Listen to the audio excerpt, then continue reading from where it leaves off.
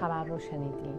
گاهی ما فراموش میکنیم که برای یک کودک خونه فقط سقف و در و دیوار نیست، یعنی پناهگاه احساسش. وقتی محیط خونه به نوعی پر از تهدید میشه، کودک احساس خطر میکنه، یاد میگیره سکوت بکنه، پنهون بشه یا ترسش مزمن بشه، در درونش فرو میره و این فروپاشی قابل دیدن نیست.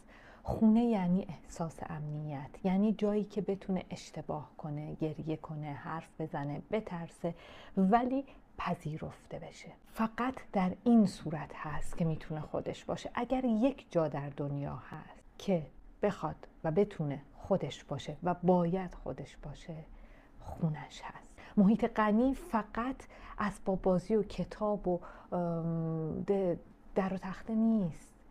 محیط غنی جاییه که بتونه حرفش رو بزنه، امنیت داشته باشه. پس اگر میخواین همچین اتفاقهای ناگواری تکرار نشه، من فقط یک پیشنهاد دارم، اینی که محیط غنی و ایمن رو برای بچه ها فراهم بکنید. ماریا مونتسوری میگه بچه ها از اون احساسی که در خونه دارن چیز یاد میگیرن، نه با اون حرفی که میشنون.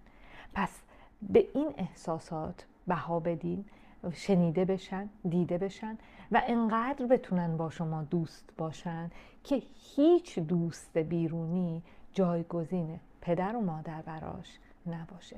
امیدوارم دیگه همچین ویدیوهایی رو ضبط نکنم.